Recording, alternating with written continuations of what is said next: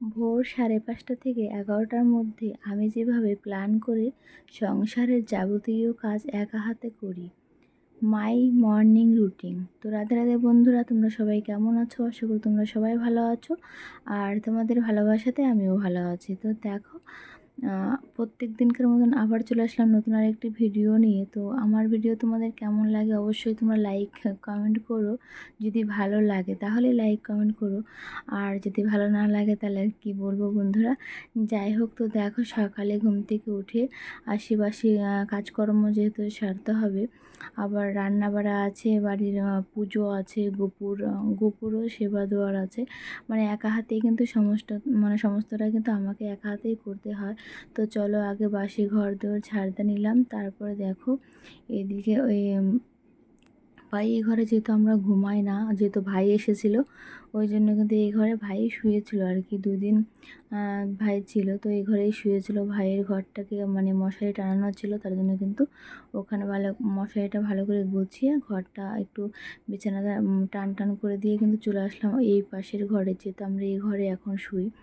তো এই ঘরে কিন্তু অনেকটাই ঠান্ডা, ওই জন্য কিন্তু আর আমাদের ওই চৌকিটাও একটু বড়, তার জন্য কিন্তু এই ঘরে আমাদের থাকা। আর দেখো এখন ছেলেকে নিয়েছে, আমার ভাসুরের ছেলে। তো বাচ্চা যদি মানে যেহেতু আমার 8 মাসের বাচ্চা আছে ছোটো, আমাকে প্ল্যান করেই কিন্তু কাজগুলো সব সারতে হবে। যাতে সাথে ছোট বাচ্চা আছে তারাই আর কি বুঝতে পারবে যে ছোট বাচ্চা থাকলে কতটা পরিশ্রম হয় একা হাতে সবটা সামলাতে। যাই হোক, তো দেখো এদিকে বিছানার বালিশগুলো সব নিচে নামিয়ে নিয়েছি। তারপরে কিন্তু বিছানাটা এখন টান টান করে মানে পাতা হবে। তো দেখো জানালাটা খুলে দিয়েছি, আর বাইরে থেকে কিন্তু সূর্যের তাপ আসছে, তার জন্যই কিন্তু ওরকমটা আর কি জানলাটা আর কি বোঝা যাচ্ছে। তো চলো বিছানাটা দেখবা, একটু টান টান করে যদি বিছানাটা পাতা যায় তাহলে কিন্তু ভালো লাগে। কি বলো তো বন্ধুরা, আমার এই যেই ঘরে আমি থাকি সেই ঘরের কিন্তু আমার 4টা বেড কভার। কারণ আমি 4টা রেখেছি, কারণ আমার যেহেতু ছোটো বাচ্চা আছে, কখনো পটি মানে বিছানাতেই পটি করে দেয়, পেচ্ছাপ করে দেয়। আর যেহেতু বুঝতেই পারো বাচ্চা থাকলে কতটা পরিমাণে ময়লা হয়, তাই না? তার জন্য কিন্তু এই 4টা বেড কভার আমার এই ঘরে আর কি 4টা বেড কভার লাগে। একটা নোংরা হয় একটা পাতি, একটা বেড কভার নোংরা হয় আর একটা পাতি, এরকম করে কিন্তু অল্টারনেট করে কাজগুলো করা করি। যাই হোক, তো দেখো এইদিকে এই ঘরটাকেও সুন্দর করে গুছিয়ে নিয়েছি। আর এই ঘরে তো তেমন কিছু নেই, একটা চৌকি আছে আর একটা ওয়ারড্রব আছে, যে আমার ছেলের যাবতীয় কিছু রাখা হয়, জামা, ওষুধপত্র এগুলো সব রাখা হয়। যেহেতু বাচ্চা ছোটো বাচ্চা, বুঝতেই পারো কখন কি লাগে, কোন ওষুধ লাগে। তো ওই জন্য কিন্তু এই হাতের কাছে আর কি রেখে দিয়েছি, ওই জন্য বিছানা থেকে যাতে আমি নিতে পারি। যাই হোক, দেখো এই ঘরটাকে গুছিয়ে আবার এই ঘরে আর কি দেখতে আসলাম যে মেয়ে ছেলেকে নিয়ে কি করছে, মেয়ে ছেলে কান্না করছে নাকি। তো দেখি মেয়ে ছেলেকে নিয়ে খেলা করছে আর কি আয়নার সামনে, ভাইকে আর কি দেখাচ্ছে।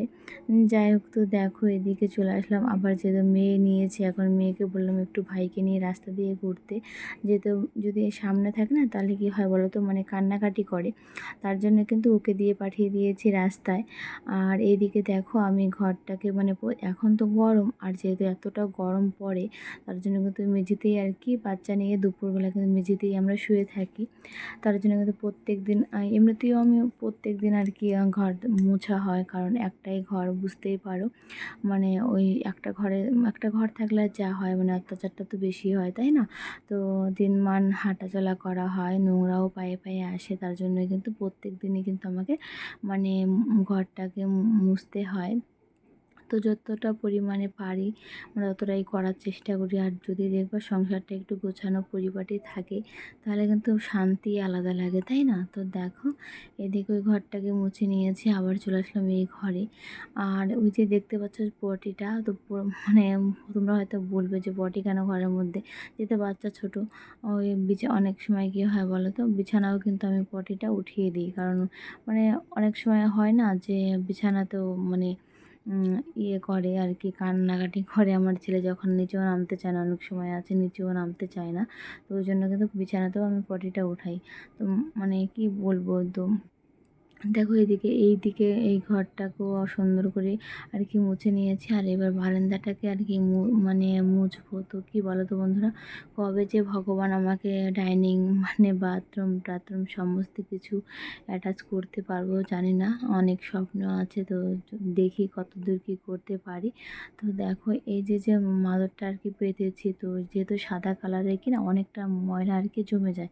প্রত্যেক দিন মুছি, কোনো দিন হয় দুবারও মোছা হয়ে যায়, তবুও এতটা যে নোংরা, এত পরিমাণে আর কি নোংরা জমে, কী বলবো তোমাদের কাছে। যাই হোক, নোংরা জমলে আর কিছু করার নেই, যেহেতু ছোটো বাচ্চা। আর আমাদের তো গ্রামের বাড়ি, তো দেখবা গ্রামের বাড়িতে অনেক লোক আসে, তাই না? তো ওই আমাদের বাড়ি কিন্তু সবসময় কিন্তু লোক যাতায়াত মানে লেগেই থাকে, এরকম একটা ব্যাপার। যাই হোক, তো দেখো রান্না তোমাদের সাথে সম্পূর্ণ রান্না শেয়ার করতে পারিনি। তো রান্না করেছিলাম ডিমের কারি আর কি বলতে পারো। যাই হোক, তো আর রান্না করেছিলাম আলু ভাজি আর আলু সেদ্ধ দিয়েছিলাম, আর কিছুই করিনি। তো দেখো রান্না খাওয়া দাওয়ার পরে পুজো টুজো সমস্ত কমপ্লিট মানে করার পরে এখন বাজে 11টা আর কি, 11টা সাড়ে 11টার মতো বাজে। ছেলেকে খাইয়ে দাইয়ে চান করিয়ে একবার ঘরে চলে এসেছি আর কি। এখন আর কি মানে ছেলে এখন খেলা করবে একা একা। আমি যেহেতু খাওয়া দাওয়া হয়ে গেছে এখন, মানে এই যে দেখো কী হয়েছে বলো তো, মোবাইল নেবে তার জন্য কিন্তু কান্নাকাটি করেছে। তো চলো এখানেই শেষ।